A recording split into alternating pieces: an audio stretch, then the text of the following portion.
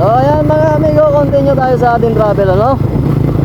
Ayan, sabi ko nga, diretso tayo, tuloy-tuloy yung ating travel. Pupunta tayo sa bayan ng Placer, Placer Masbate. Kaya kung gusto nyo masubaybayan yung ating mga madadaanan, ayan, please follow and subscribe para naman lagi kayong updated sa mga mangyayari sa buhay ko pagkabay ito. Na siguro nagtutak na. Ayan, wala sigurong gasolina.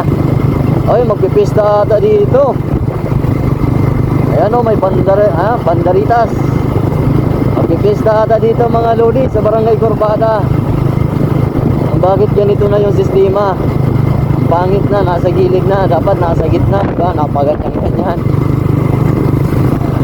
Yan, so nasa crossing na tayo. Pag dumiretso tayo, Placer. Pag sa kakaliwa tayo, dyan yung papuntang Corpus, Mintak at Esperanza. Ayan o, yan yung way papunta doon sa Esperanza, Corpus at port ng Mintak. Ayan. So dahil papunta tayo sa Placer, dito tayo mga amigo. Ano? Ayan. Dito. Ayan, welcome to Barangay Quezon na tayo. So, Barangay Quezon na tayo mga amigo. Shoutout na sa mga taga Barangay Quezon, ano? Ayan, dito na yung barangay nyo. Ano kayang pagbabago dito? Ayan, i-comment nyo na lang dyan para naman alam natin pagkakaita, oh. Wow.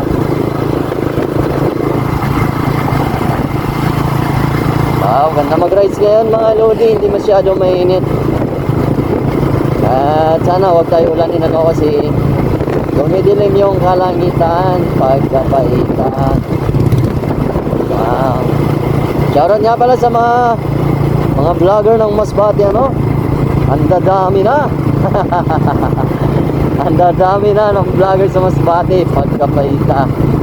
Dati bilang lang. Ngayon ang dadami na. Ang lupit talaga. Ayan. Ganda mag-rides ngayon mga amigo. Itong barangay na to, itong Barangay Quezon, napakasilinsyo na lugar, no? Yan, tahimik lang kasi. Kaya sa mga ayaw ng gulo, pwede kayo dito tumira sa Barangay Quezon kasi tahimik ang lugar na to. At syempre mababait yung tao. Yan. Tingnan nyo naman, oh, napakatahimik. Silensyo. Dito yung basketball court nila. Yun, oh. Wow. Shoutout nga pala kay Carlo Bulaos.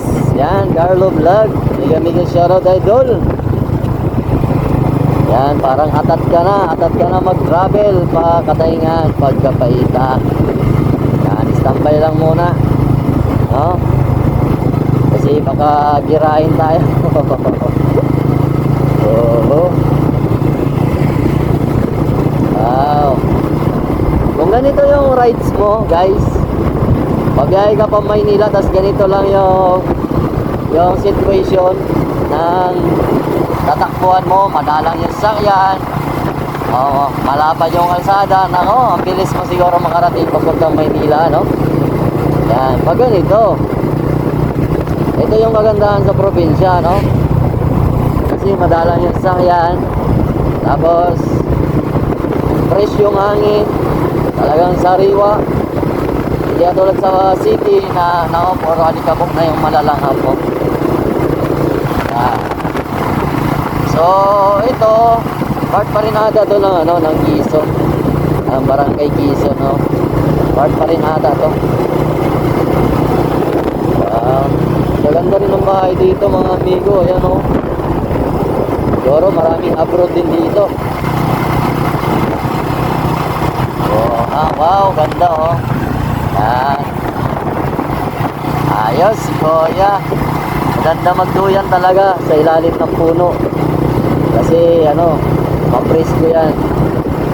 Yan, mapresko pag magduyan ka sa ilalim ng puno.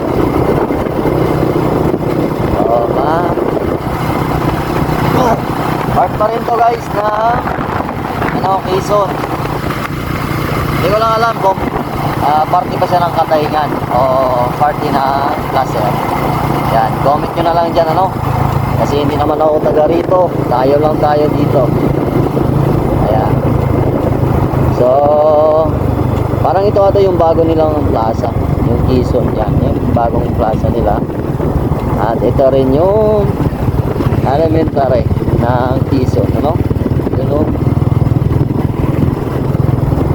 Tapos kung mapapansin nyo guys, dati maraming bahay dito. Itong area dito. Pero ngayon, wala. Parang nagka-demolition. Yan. Dati maraming bahay dyan. Ngayon, bakit, hindi ko alam bakit nagkaroon ng ano, ng demolition. Kaya lahat ng bahay nawala. So, naayos na naman yung ano. Naayos yung tulay. So paano mga amigo, hanggang dito na lang yung ating video.